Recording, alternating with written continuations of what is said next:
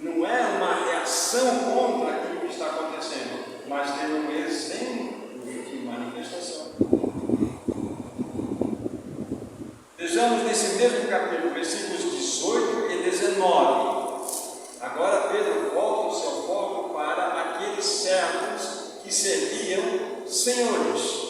E esses servos tinham conhecido Jesus. Versos 18 e 19. Como que eles deveriam reagir diante das provas? Servos, sede submissos com todo o temor ao vosso Senhor, porque o Senhor é aquele imediato dele. Não somente se for bom e cordato, mas também ao perverso. Porque isso é grave, que alguém suporte tristeza, sofrendo injustamente por motivo de sua consciência para com Deus. Então, como que aqueles cristãos reagiriam no seu testemunho diante de uma hostilização no mundo com relação aos servos aqui? Eles deveriam ser submissos com todo o temor, não somente aquele Senhor que era cordato e bom, mas também o perverso. Não é uma coisa estranha para nós? Então, Pedro está mostrando àqueles irmãos que eles deveriam ter uma reação adequada em um mundo hostil. E como que nós temos? Aqui, com certeza, nós somos remetidos a uma experiência incrível do próprio Senhor Jesus Cristo, quando ele relata ali no Sermão do Monte algo que é extremamente, para nós, sem muito senso. Aquele que te ferir a face direita, volta-lhe a outra. Aquele que te mandar contigo levar a túnica, dê também a capa. Aquele que te obrigar a andar uma milha, vá com ele 2 milhas. Isso é completamente contra o senso do homem, porque nós somos cheios de justiça própria, cheios de orgulho, cheios de razão. Mas o Senhor Jesus nos mostra ali, por isso que eu estou colocando para vocês, a maneira adequada como que um filho do reino deve reagir nessa circunstância. Vocês já imaginaram? Ferido a face direita, volta a outra. Demandou-se a túnica, obrigou a dar a primeira milha, vai com ele tudo. Isso está fora da lógica, irmãos. Mas aqui nada mais é do que a expressão de um cidadão do reino de Deus. Agora é impossível para cada um de nós, só pela vida de Cristo. Então Pedro, quando ele está escrevendo isso aqui, especificamente aos seus servos, então com certeza ele está nos remetendo para a experiência do próprio Senhor Jesus, do seu ensino. E coisa impressionante que nós temos diante dos nossos olhos. Deixe-me contar uma experiência que aconteceu muitos anos atrás. O ônibus circular, de cidade, que transporta aí o seu público, em todos os horários. Então o ônibus estava lotado de pessoas e havia um passageiro específico lá, a história dele. Então, tinha aquelas cordas laterais para você dar o sinal para o ônibus parar no próximo ponto, só que estava em um momento de rush e o motorista não conseguiu parar imediatamente perto daquele ponto, ele avançou mais, meia quadra talvez, e esse passageiro, ele se encheu de ira, de fúria, e começou já, atravessando o meio do público, o ônibus estava cheio, já xingando o motorista. Ele chegou ainda perto de onde ele ia descer, na parte da frente, e começou a xingar o motorista. O motorista colocou suas mãos ali no volante do ônibus e começou a olhar para o seu relógio. E ele lá, falando. Os passageiros estavam extremamente irritados, querendo tomar a dor do motorista. Ele desceu ainda deu algumas gesticulações. Mas a história. Aí perguntaram para o motorista, mas por que você não reagiu? Não tem esse bastão aí de medir pneu do ônibus, aí você está cheio, não está cheio? Por que você não pegou e deu na cabeça dele? Ele falou assim, por 2 motivos. Eu convivi com ele, eu contei aqui, deu 1 minuto e meio, ficou me xingando ali. Esse é o primeiro motivo. E o segundo motivo, eu jamais permitiria que alguém entrasse e entre no meu coração para ditar as normas do meu novo. jamais permitiria que alguém entrasse ou entre no meu coração, nas minhas emoções e me ditar o meu humor. Isso não é loucura? Exatamente. Essa é a realidade. É exatamente evitar a face. É você você vai à segunda vida. É exatamente essa a realidade que a palavra de Deus quer nos levar, meus irmãos. Então, esse tipo de reação que, de fato, agride a um mundo hostilizado, que nos hostiliza. Esse tipo. Mas nós somos diferentes, nós somos daquele de arrancar peixeira e botar o facão para buscar os nossos direitos. Nós queremos o nosso direito. Nós somos um povo cristão cheio de razão.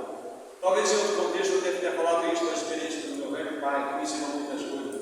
Ele fala assim: meu filho, o diabo é muito astuto. Ele enche a pessoa de razão. Mas sabe qual é o problema, meu filho? Quando a pessoa vê, tem razão mesmo. Mas nós não vivemos pela nossa razão, filho. Nós vivemos para a glória de Cristo. O fato é que nós somos movidos pela nossa razão. E juro, o que é isso? Ele quer que nós vivamos para a sua glória, vivamos por Ele. Essa é a realidade. Vejamos mais algumas reações interessantes. 1 Pedro capítulo 3, 1 Pedro capítulo 3, versículo 9. Olha só como que, quando a gente vai particularizando, a gente vai vendo como que Pedro está tratando o assunto. Ele fala da prova e fala como que devemos ter testemunho, né? Versículo 9. Não pagando mal por mal, ou injúria por injúria, antes, pelo contrário, bem dizendo, pois para isto mesmo fossem chamados, a fim de receberes a bênção por herança. Então, como nós devemos reagir quando, de fato, nós estamos sendo pressionados a devolver pela mesma moeda? Não. Mal por mal, injúria por injúria? Não, pelo contrário, bem dizendo. Essa é a reação. Somos tão diferentes do Senhor, não é verdade? Tão diferentes daquilo que a palavra de Deus diz. Nós somos um povo cheio de razão. Versos 14 e 15, desse mesmo capítulo 3. Mas ainda que venhais a sofrer por causa da justiça, bem-aventurados sois, não vos aventureis, portanto, com as suas ameaças, nem fiqueis alarmados. Antes, santificai a Cristo como o Senhor em vosso coração, estando sempre preparados para responder a todo aquele que vos pedir a razão da esperança que há em vós. Aqui está. Olha só, o verso 3 vai falar: olha, se as pessoas maltratarem vocês, ainda que vocês forem zelosos, olha, ainda que vocês venham sofrer injustiça, vocês são bem-aventurados. E qual é a reação? Santifiquem a Cristo como Senhor no vosso coração. Estabeleça Cristo como aquele que é o Senhor das suas decisões. É o que a palavra de Deus está nos mostrando aqui para nós. Olha, uma outra reação adequada, um outro testemunho adequado no mundo que nos hostiliza. Capítulo 4 agora, versículo 12 a 14. 1 Pedro 4, 12 a 14. Vejam como que em cada capítulo nós temos as provações e a maneira pela qual devemos reagir diante delas. Versículo 12. Amados, não estranheis o fogo ardente, que surge no meio de vós, destinado a provar-vos, como se coisa extraordinária vos estivesse acontecendo. Pelo contrário, alegrai-vos na medida em que sois co-participantes dos sofrimentos de Cristo, para que também na revelação da sua glória vos alegreis exultando. Se pelo nome de Cristo sois injuriados, bem-aventurados sois, porque sobre vós repousa o Espírito da glória de Deus. Mas observe o versículo 12, por favor. É para que nós não venhamos a estranhar esse fogo ardente que está surgindo sobre nós. E a palavra diz aí, destinado. É algo que tem um projeto de Deus. Ele vem com uma função específica, destinado para o fim de sermos provados. Lembra da provação da nossa fé? Aí, algo mais surpreendente ainda. Como se coisa extraordinária que estivesse acontecendo. Então, provação da vida do Filho de Deus não é algo extraordinário, é algo ordinário, corriqueiro, que faz parte da nossa jornada.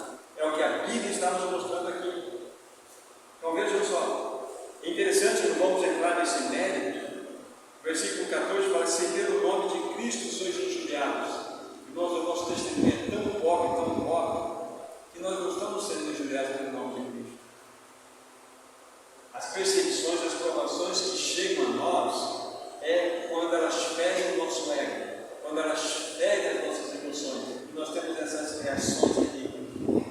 Mas aqui, Pedro está indo mais além, mais além. Se era pelo nome de Cristo, aí havia uma expressão de bem-aventurança sobre todos aqueles. Mas não é o nosso caso. Talvez possa ser que algum outro irmão aqui que sofreu um levante de perseguição por causa de Cristo Jesus. Se isso aconteceu, pode acontecer, você é o mais bem-aventurado de todos. Mas eu estou colocando em linhas gerais o que acontece conosco. Como que nós devemos reagir então, como deve ser aí o nosso testemunho no mundo que está nos hostilizando. Capítulo 5 agora, versículo 7 em diante. Olha só, como que nós devemos reagir? Pedro vai dizer assim: lançando sobre ele toda a vossa ansiedade, porque ele tem cuidado de vós. Sede sóbrios e vigilantes. O diabo, vosso adversário, anda em derredor, como um leão que ruge, procurando alguém para devorar. Resistirem firmes na fé, certos de que sofrimentos iguais aos vossos estão se cumprindo na vossa irmandade espalhada pelo mundo. Podemos ler o versículo 10 também. Ora, se Deus, o Deus de toda graça, que em Cristo vos chamou à sua eterna glória, depois de ter sofrido por um pouco, ele mesmo há de aperfeiçoar, afirmar, fortificar e fundamentar. Então aqui nós temos tanto o relato da prova, como nós devemos reagir, lançando sobre ele toda a nossa ansiedade. Aí há um elemento novo que está inserido no contexto de Pedro aqui. Ele está colocando o diabo como um leão que ruge. E normalmente os leões que envelhecem, eles perdem parte da sua carga dentária, eles não têm condições mais de caça. Mas eles, dentro da estratégia para que as leoas caçem, eles rugem para, no rugir, empurrar a presa para serem apanhados. Então, mas o que Pedro está chamando a atenção para nós aqui, que o diabo é um adversário, mas é um adversário vencido, que ele não pode mais ter vitória sobre nós, mas ele ruge, trazendo medo sobre nós, e nós devemos então nos posicionar. E a Bíblia fala: olha, sofrimentos como estes estão acontecendo em toda a irmandade espalhada pelo mundo. Então percebam como Pedro, no seu contexto geral, voltem lá para o primeiro capítulo, por favor, primeiro capítulo de Pedro. No contexto geral, nós temos aqui, de fato, as manifestações das provações, mas nós vimos hoje também vários textos que mostram como devemos reagir diante dessas provações, qual é o nosso testemunho nesse mundo que, de fato, tem nos hostilizado. Temos vários textos. Agora, quando nós temos isso, por exemplo, assim, gravado na nossa mente e coração, nós vamos entender quais são os destaques maravilhosos que Pedro tem a dar. A partir do versículo 3, por exemplo, então, até o versículo 10 específico, nós temos uma descrição maravilhosa. Nós temos uma descrição que Pedro faz para nós aqui, ele está dizendo àqueles irmãos, e consequentemente a nós, ele está nos mostrando aqui os 3 tempos da salvação. A salvação é uma palavra muito ampla, é uma palavra muito ampla. Quando nós falamos de salvação, nós devemos entender o que exatamente queremos dizer com essa palavra, qual é o significado mais profundo. E aqui, Pedro, de uma maneira muito sábia, dada pelo Espírito, em poucos versos, ele nos revela os 3 tempos da salvação. Vamos entender. Versículo 3, novamente, eu já vi a Bíblia e quero ler novamente. Bendito Deus e Pai de nosso Senhor Jesus Cristo, segundo a sua muita misericórdia, nos regenerou para uma viva esperança mediante a ressurreição de Jesus Cristo dentre os mortos. Aqui está. Diz assim, o primeiro aspecto da salvação, o primeiro tempo da salvação. Veja em que tempo verbal encontra-se o verbo regenerar. Não é passado? Regenerou, estamos olhando para trás. Estamos olhando para trás. Ele nos regenerou. Isso fala-nos da vivificação do nosso espírito, fala do nosso novo nascimento. A partir do do momento em que nós tivemos uma experiência com Cristo Jesus, então o que nós obtivemos através da fé, um novo nascimento, a regeneração. Quando nós estudamos Tiago da última vez aqui, tem uma ideia similar. Vou ler aqui 1,18 de Tiago, só ouçam por favor. Pois segundo o seu querer, ele nos gerou pela palavra da verdade. E a mesma ideia, não se arrependeu do passado. Porque a obra que Cristo realizou na cruz foi uma obra plena. Então, quando nós olhamos para o que Cristo fez, nós vemos ali a nossa regeneração plena realizada por Cristo. Então, fomos regenerados. É o primeiro tempo da salvação, guarde isso. Mas Pedro queria mostrar algo mais adiante para aqueles irmãos. Mais adiante. Talvez algo que vale aqui, antes de eu entrar no segundo aspecto, vale a pena dizer. Querido irmão, querida irmã, todos vocês que estão ouvindo, a decisão mais importante da vida de cada um de nós é exatamente sobre o destino eterno da nossa alma. Onde nós iremos passar a eternidade? Você só tem duas possibilidades: em Cristo ou fora de Cristo. Em linhas gerais, né? No céu ou no inferno. Essa é a grande questão. Bom, esses dias eu estava lendo sobre essa questão do inferno e uma única frase me chamou muita atenção. Qual é a pior descrição que nós podemos ter do inferno? A ausência absoluta de Deus. Para mim, essa é a descrição mais terrível do inferno. A ausência absoluta de Deus. Onde o velho não morre e o fogo não se apaga. É um tormento eterno. Então, a decisão mais importante da vida de uma pessoa é onde ela passará a eternidade. E você só tem duas possibilidades: em Cristo ou fora de Cristo. Aí eu pergunto e você responde ao seu coração: você tem certeza que você é um regenerado? Que você é de fato uma pessoa que nasceu de novo? Porque se você não tiver, o momento é este, e você ter uma entrega plena diante do Senhor. Sem o novo nascimento, você não herdará o reino do céu.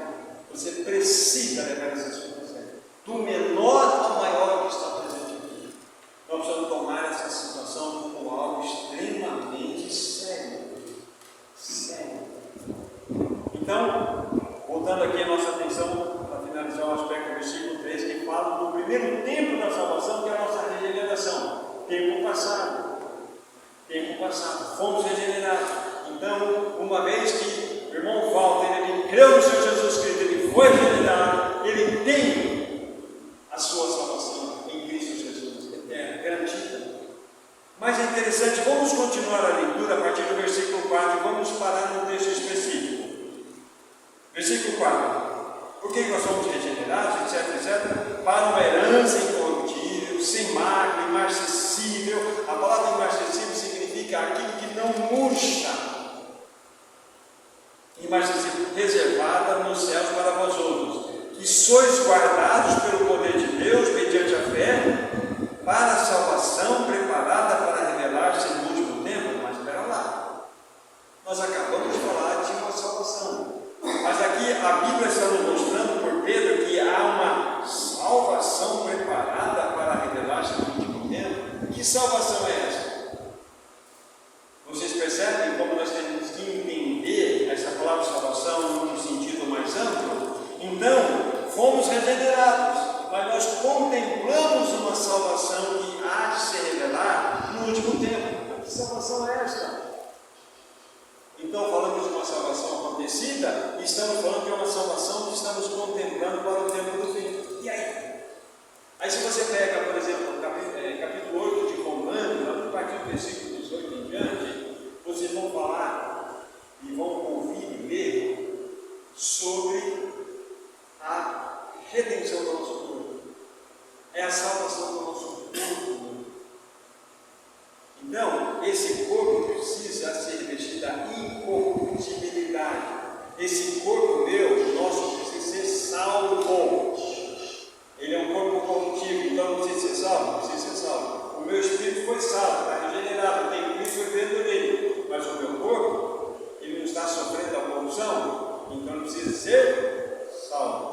E isso acontecerá ao soar da última trombeta. A Bíblia não fala lá em 1 Coríntios capítulo 15, ao soar da última trombeta. Os mortos em Cristo Jesus serão tirados dos seus túmulos e nós, os vivos, seremos transformados no piscar de olhos e vamos reunir com aqueles que foram sair do túmulo e encontraremos com os olhos. Essa transformação, e eles vieram dos túmulos já transformados, com corpos glorificados igual ao corpo de Cristo. Então, entende que Pedro está olhando, veja a beleza que Pedro está mostrando para aqueles irmãos. Olha, há uma salvação plena para vocês. Quando vocês creram, vocês foram regenerados plenamente.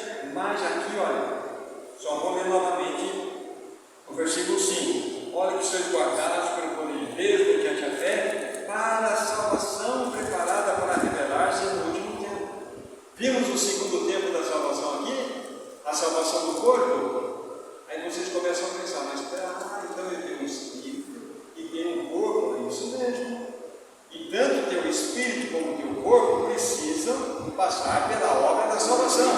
No caso do espírito é regeneração, nascer de novo. No corpo é redenção, transformação. Estamos juntos? É o que Pedro está nos mostrando aqui. Mas será que ele parou aqui? Não, vamos avançar na leitura, versículo 6 em diante. Nisso exultais, embora não presente por breve tempo, se necessário, sejais contristados por várias provações, falamos há pouco aqui, para que uma vez confirmado o valor da vossa fé, muito mais preciosa do que o ouro perecível, mesmo apurado por fogo, redunde em louvor, glória e honra na revelação de Jesus Cristo, a quem não havendo visto, há mais, no qual não vendo agora, mas crendo, exultais com alegria indizível e cheio de glória. Versículo 9, obtendo o fim da vossa fé, a salvação da vossa alma. Tem outra salvação aqui agora. Obtendo o fim da vossa fé, ou seja, essa obtenção da nossa fé diária promove em nós o quê? Uma outra salvação, que é a salvação da nossa alma. E agora? Então nós encontramos três tempos da salvação. Nós já falamos da primeiro tempo, a regeneração, quando você nasceu de novo. A promessa da redenção do seu corpo, já vimos, mas agora há uma salvação diária da sua alma. É por isso então que nós encaixamos todas as provações dentro desse contexto. São ferramentas do Espírito Santo para que nós sejamos tratados. Como nós podemos compreender, por exemplo, essa palavra única alma? A alma é a expressão do nosso ser. Aqui nós somos almas viventes. O que é uma alma vivente? A alma vivente ela é composta de uma vontade, de uma mente e de emoções. Somos nós.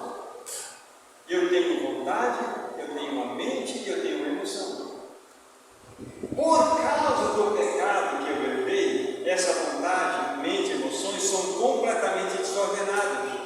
Eu sou duro, eu sou arrogante, as minhas emoções são perturbadas, eu sou vítima de todo mundo, eu sou cheio de autocomiseração, ou sou impetuoso, eu sou agressivo. Os meus pensamentos vagueiam por todas as realidades e esferas. Eu sou tomado por pensamentos das mais diversas formas, sou desequilibrado, mas eu nasci de novo. Cristo é minha vida, eu vivo essa situação. Então eu preciso de uma salvação diária, que acontece nessa esfera da minha vontade, da minha mente e de minhas emoções.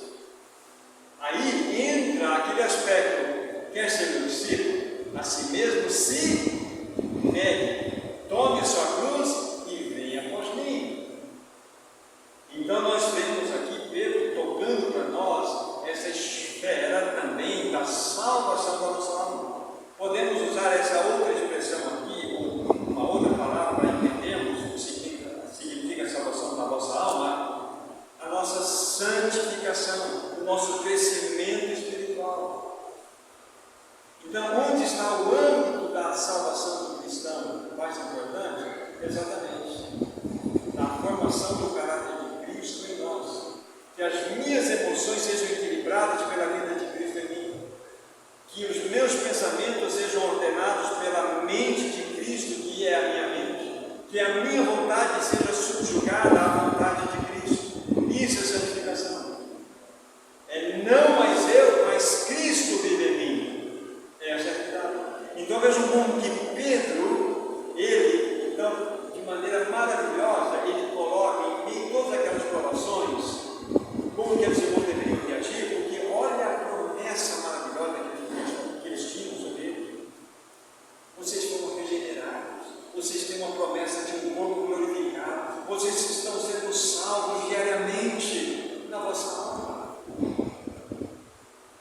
nós precisamos sempre estar falando sobre uma vida de santificação. Nós já vimos aqui, nós vamos ver depois, sede santo porque eu sou santo. Então, cada vez mais que nós vamos contemplando a face de Cristo Jesus, contemplando Cristo, somos transformados de glória em glória à sua própria imagem. Essa é a grande bênção. Por isso que as provações são necessárias, para que nós possamos provar. A vida de Cristo sendo manifestada, sendo expressa através de cada um.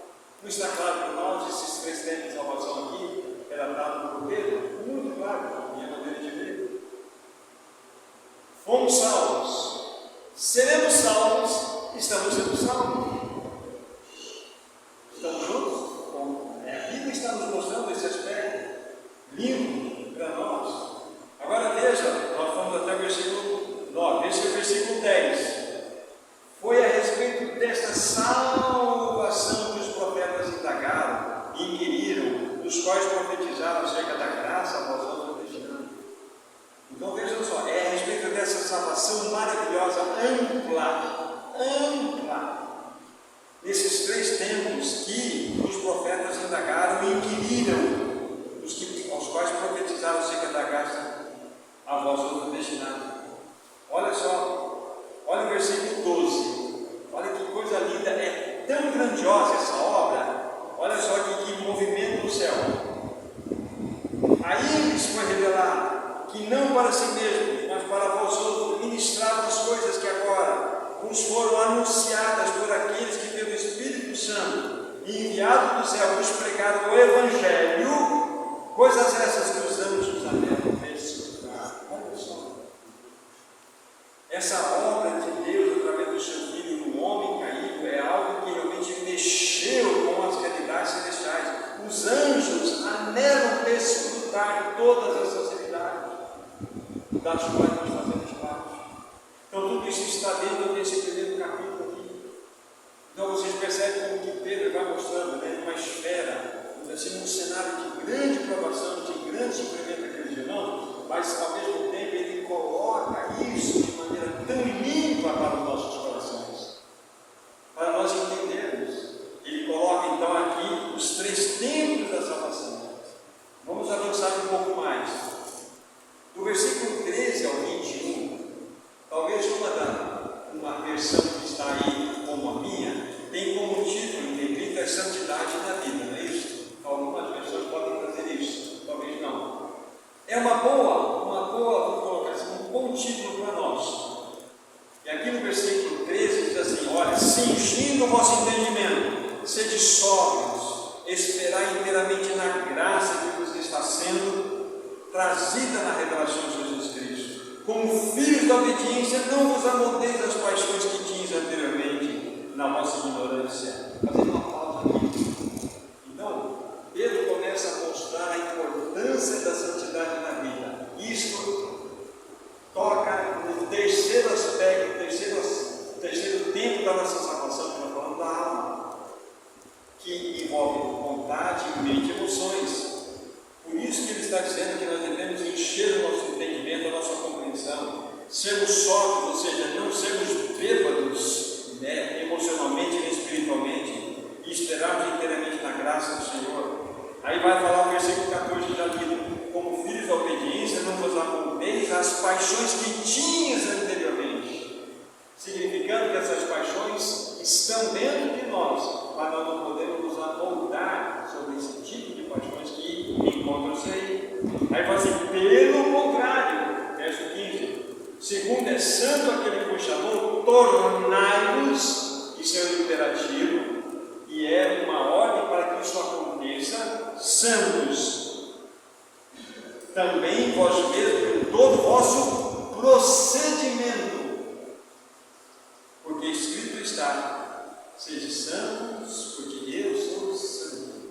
Então veja o raciocínio de Pedro. Olha, vocês foram regenerados de semente incorruptível. Vamos ver isso na frente aqui. Vocês foram regenerados pelo poder da ressurreição de Cristo. Vocês foram. Vocês têm uma promessa de um corpo glorificado. Vocês estão sendo salvos na vossa alma agora. Então vocês devem ser santos em todo o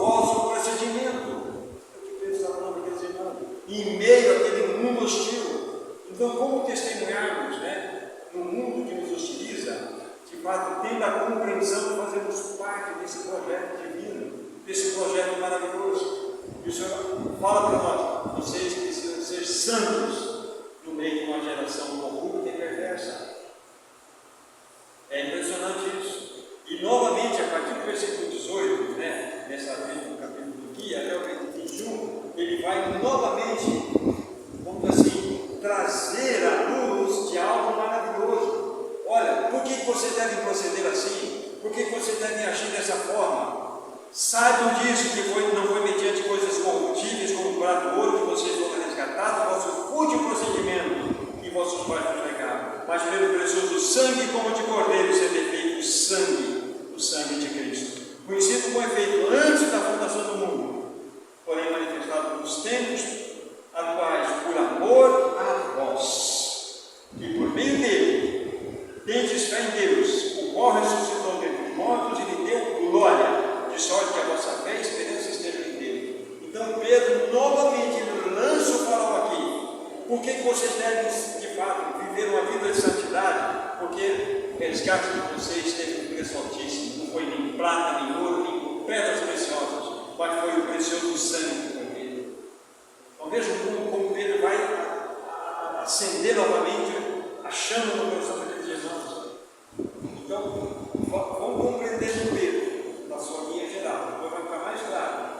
Pedro está escrevendo essa carta para aqueles irmãos que estavam debaixo de provas, provas de perseguição. Aí Pedro começa a mostrar, como você deve reagir. Nós vimos isso aqui. Agora Pedro começa a mostrar, olha a realidade na qual vocês pertencem.